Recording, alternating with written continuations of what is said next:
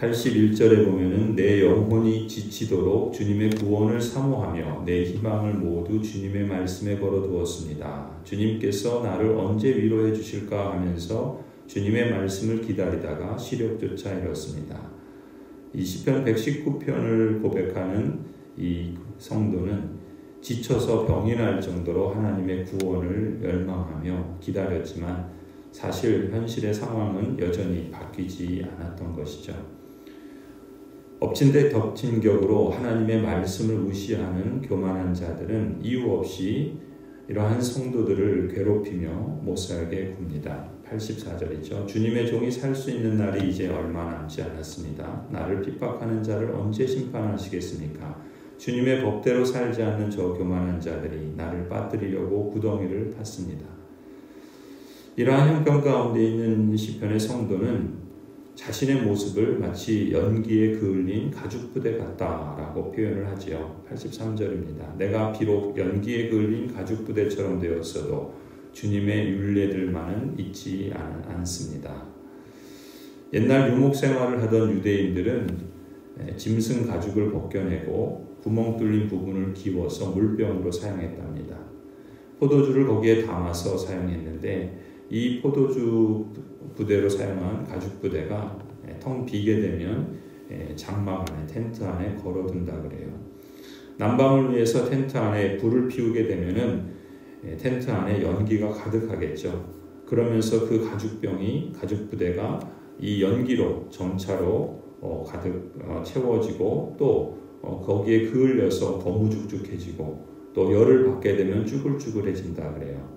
마치 자신의 모습이 그런 연기에 끌린 가죽부대 같다라고 표현하는 거예요. 얼굴은 슬픔으로 인해서 거무튀튀하고 어둡고 주름이 잡히고 온몸도 마음 상태도 힘들어서 자연스럽게 윤기를 상실하고 마치 마르고 그을린 가죽부대처럼 그렇게 변했다는 것이죠. 그래서 자신이 이토록 심한 정신적인 그런 고통과 그런 아픔으로 인해서 쓸모없고 무능한 존재로 전락할까봐 그래서 사람들이 그를 낡아서 아무짝에도 쓸모없는 가죽부대처럼 여기고 버릴까봐 두려웠던 것입니다. 이렇게 자신이 거무죽죽하고 비천하고 무가치하고 내다버리기에 딱 맞는 그런 정도로 느껴질 때 다른 사람이 그런 것이 아니라 자신도 그렇게 느끼는 거죠. 그랬을 때 이 성도는 진정한 삶의 가치, 자신의 존재의 의미를 어디에서 발견할 수 있을까? 그것을 고민하고 또 그것을 토로하고 있는 것입니다. 고린도후서 4장에서 사도 바울은 이렇게 말하죠. 어두운 데서 빛이 비치리라 하시던 그 하나님께서 예수 그리스도의 얼굴에 있는 하나님의 영광을 아는 빛을 우리 마음에 비추셨느니라. 우리가 이 보배를 질그릇에 가졌으니 이는 능력의 힘이 큰 것이 하나님께 있고 우리에게 있지 아니함을 알게 하려 함이라. 그래서 우리가 사방으로 우겨쌈을 당하여도 쌓이지 않고 답답한 일을 당하여도 낙심하지 않고 핍박을 받아도 버림받지 않고 거꾸로 뛰임을 당하여도 망하지 않는다.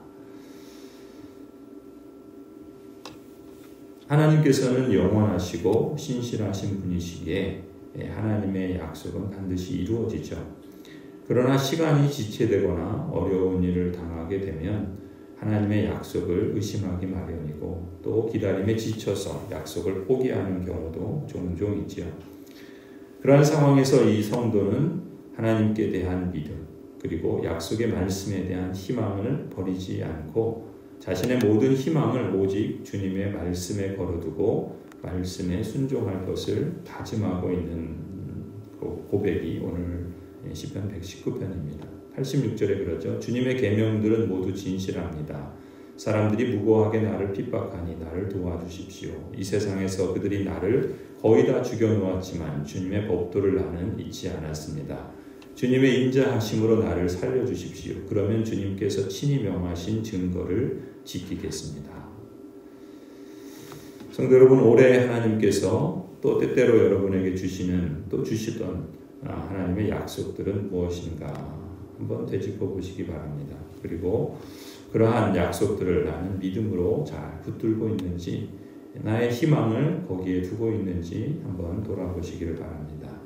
이 시편의 성도는 하나님께서 창조하신 땅이 지금도 망하지 않고 지속되고 있는 것처럼 하나님의 말씀도 여전히 변함없이 지속될 것이다. 이렇게 고백을 하는 거죠.